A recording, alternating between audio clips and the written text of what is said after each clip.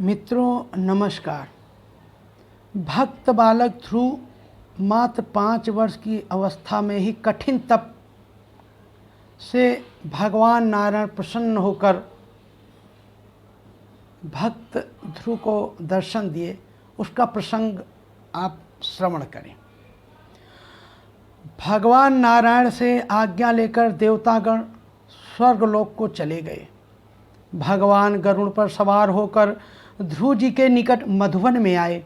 उस समय ध्रुव जी ध्यान योग में भगवान का ध्यान कर रहे थे। भगवान की वह अपूर्व झांकी हृदय कमल से सहसा लुप्त हो गई।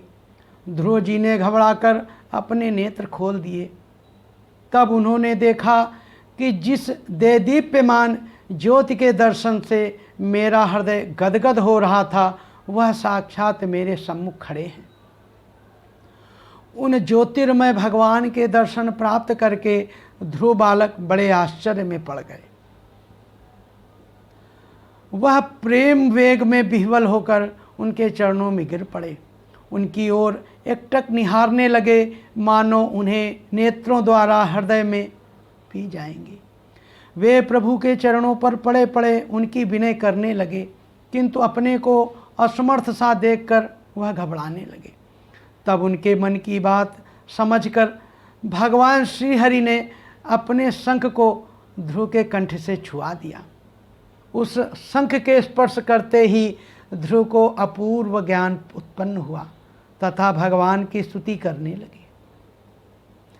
ध्रुव जी ने कहा, हे परमात्मा, आप ही विश्वात्मा हैं, प्रत्येक प्राणी के घट घट में निवास करते हैं, संपूर्ण प्राणियों में चेतन शक्ति उत्पन्न करते हैं। हे प्रभु, मैं आपको प्रणाम करता हूँ। हे प्रभु, आप एक होकर भी अनंत हैं। यह संपूर्ण भूत प्राणी आप ही से उत्पन्न हुए हैं। आप मुझे अपने भक्तजनों का संग प्रदान कीजिए, जिनके सत्संग से आपके कथामृत को पान करके मत्त हो जाऊंगा। जो भक्तजन आपके कथामृत को नित्य निरंतर पीते हैं, वे सांसारिक विषय वासना, स्त्री पुत्र आदि में मोह नहीं करते हैं। उनसे अलग रहकर सदा आप में ही रमते रहते हैं। हे परमात्मा, मैं आपके स्थूल रूप को भली प्रकार जानता हूँ, किंतु आपके सूक्ष्म रूप को, जो इस विश्व मोहिनी माया से परे है, मैं नहीं जानता हूँ। हे भगवान, ब्रह्म रूप होकर इस सृष्टि की रचना करते ही आप शुद्ध रक्तमय, नित्य मुक्त तथा सबके साक्षी हैं। आप ही सर्वज्ञ, निर्विकार परमात्मा, आदि अंत और मध्य रहित, खड ऐश्वर्य से पूर्ण त्रिगुणमयी सृष्टि के स्वामी हैं तथा माया से परे अखंड अनंत व अनादि ब्रह्म हैं। हे प्रभु, जो भक्तजन आपके परमानंदमय स्वरूप का ध्यान निष्काम भाव से सदा करते रहते हैं, उनके लिए ये सांसारिक भोग, राज्य, लक्ष्मी आदि कुछ भी नहीं है।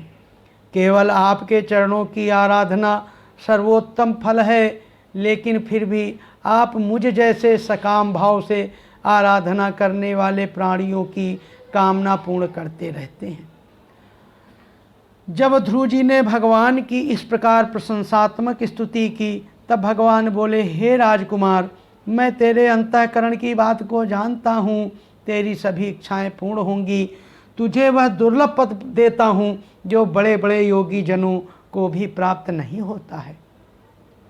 जिस लोक को अभी तक कोई प्राप्त नहीं कर सका है तथा जिसके चारों ओर ज्योतिष चक्र घूमता रहता है तथा जिसके आधार पर यह संपूर्ण ग्रह नक्षत्र घूमते हैं, प्रलय काल में भी जिसका नाश नहीं होता है, नक्षत्रों के साथ सप्तर्षि जिसकी प्रदक्षिणा करते रहते हैं, वह ध्रुव लोक तुमको प्राप्त होगा।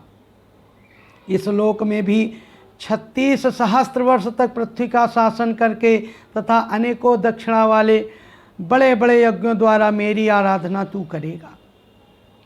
तुम्हारा भाई उत्तम शिकार में यक्षों द्वारा मारा जाएगा। उस समय उसकी माता सुरुचि पुत्र विरह के कारण दावानल में भस्म हो जाएगी। तत्पश्चात सर्वोत्तम ऐश्वर्य भोग कर अंत समय में मेरे लोक को प्राप्त करेगा। बोलो विश्व भगवान की जय। मित्रों नमस्कार।